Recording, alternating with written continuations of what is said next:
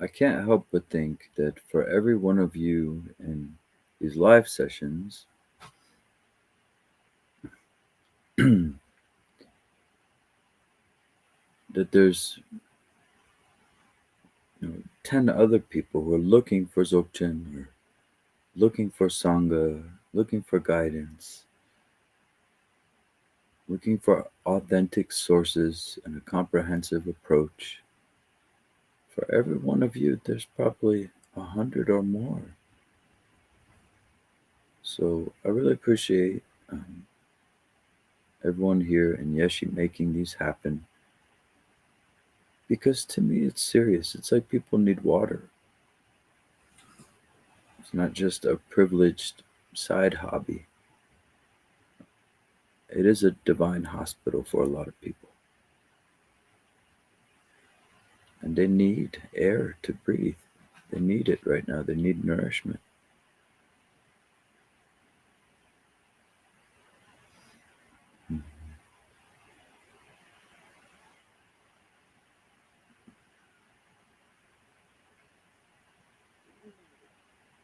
Over 2,000 years, we've been talking about compassion in a world that's just fighting, desiring, all you can name. And yet somehow the Dharma has survived. I want to say one thing, everybody. This world could be a lot worse. If I was to use my imagination, there are many collectives that are much worse, much less Dharma happening. Even in this collective, there are pockets of desertion, no compassion, no kindness, no joy.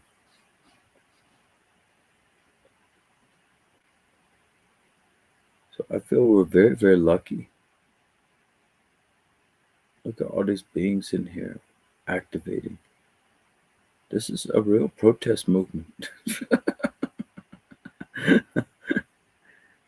They cannot hurt the activated mind, the awakened mind. If you read some of Garchen Rinpoche's stories from in prison when he was being taught by this Kempo, they're so inspiring. Truly going through the hardest things you could imagine and still prioritizing the view.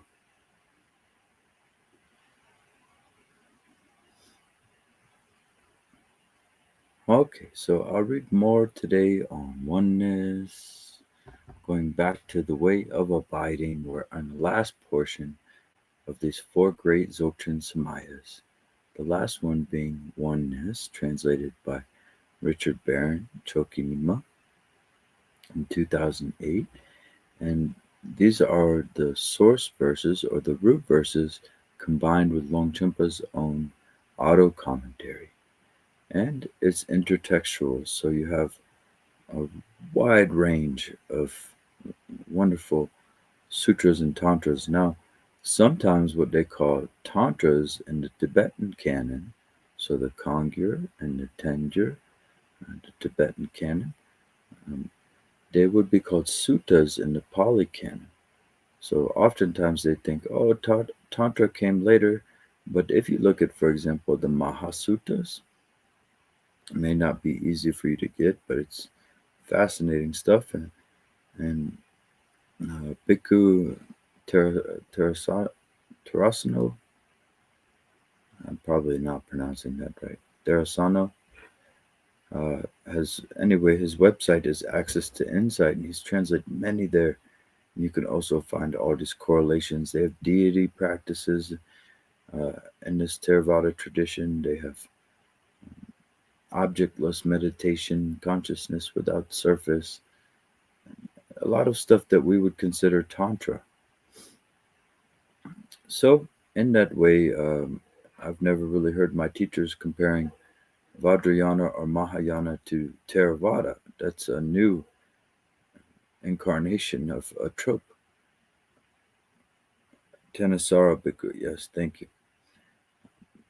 But it's a new thing to go around, and it happens in a lot of places actually, where they compare Vajrayana to Theravada, or they somehow say that, oh, Hinayana is derogatory towards Theravada. This is not the case. I grew up around these Kempos and Kenshins, and they only compare to Shravakayana. If you assume that Theravada is purely Shravakayana, to me that's purely reductive, because it obviously has deity practices like Virupa, Mahakala are mentioned in the Pali Canon. It obviously has more advanced meditation practices that are beyond object. They have total emptiness. They have the eight consciousness model within the Pali Canon. And for example, Venerable Wapula Rahula, I think it is, right? He ties all those together for you in a wonderful write up online that I really enjoy. Very pithy too. So I don't think I need to go too far into this, but I'm just saying that you cannot really fairly compare Vajrayana to Theravada and assume Theravada to be Shravakayana and Pratyeka Buddhayana, which are the solitary realizers. It's not really a fair comparison, in my opinion. So, anyway, who knows why I went on that tangent just now, but it happened. So, it says here coming to the decisive experience. Now, in coming to the decisive experience of everything as naturally occurring timeless awareness, one comes to a decisive experience of the ultimate heart essence without beginning or end. And the root verses say, within oneness, the decisive experience is that of naturally occurring timeless awareness itself. Basic space is without beginning or end. Everything is complete therein. All elaborations completely subside. All phenomena abide in the ultimate heart essence, the nature of phenomena. And remember, when it says phenomenon, everything you hear and see and smell and taste, think and feel, your body, and what is the nature of that? So if we were to ask, what is the nature of water? Whether it's a cup of water, a pot of water, a river, a lake, they all have the nature of wetness. So just like that, uh, whether it's visual appearances, sounds, thoughts, they all have the nature of awareness. And we did this together, and we can do it again. Let's just deliberately be aware of sounds for a moment.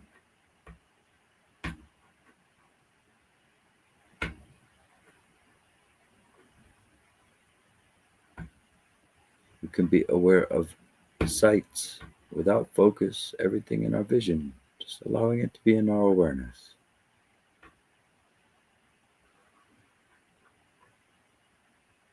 Include the body within that awareness.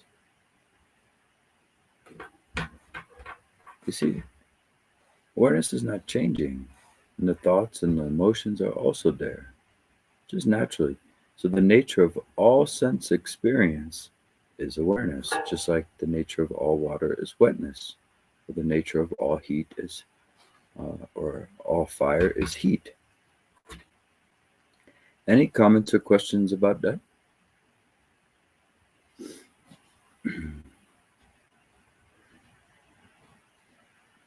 Okay, so it says, even while everything is manifesting, it is encompassed within naturally occurring timeless awareness, without beginning or end, and so does not waver from the context of the ultimate heart essence, which is empty, yet lucid. Ah, yes, you have Prajaparamita there. Very good. Empty. So just like space is empty of any substantial reference point, except our mind is just like space, except it's lucid, it's cognizant. So the all-creating monarch states, there is no wavering from within, no object to be sought within. Objects form externally, yet there is no elaboration of those objects. Compassion, not arising from or engaging such objects, and without identity, is not derived from anything else, nor will it ever be. Rather, it abides timelessly. And so that's the Nirmanakaya, the if this whole reality was like a giant volumetric mirror, and everything we see and hear and smell and think and feel, including our bodies, was a reflection in that grand prism of awareness, then all the reflections are Nirmanakaya. Its ability to reflect is Sambhogakaya, and the space in which those two reside is Dharmakaya. So the reflections don't exist anywhere, they're in empty space. And so that's Dharmakaya. The very cognizant that creates this reality is Sambhogakaya, and all appearances and experiences of noumena and phenomenon would be Nirmanakaya compassion. But that's why Avalokiteshvara is venerated so much, also in the Theravada tradition, by the way. They venerate Avalokiteshvara. Okay, so we'll pick it back up there next time, Yeshi. Thank you. And thank you, everybody, for making another gathering possible today, another Dharma gathering. May there be peace and benefit far and wide from these. To me, they feel really energetically juicy. So we are truly benefiting so many beings. Are there any comments or final thoughts?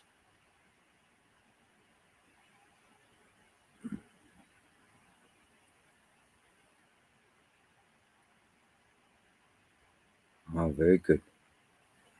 It's been quieter since our silent retreat. Very nice. Well, we'll end here with a moment of silence for the dedication.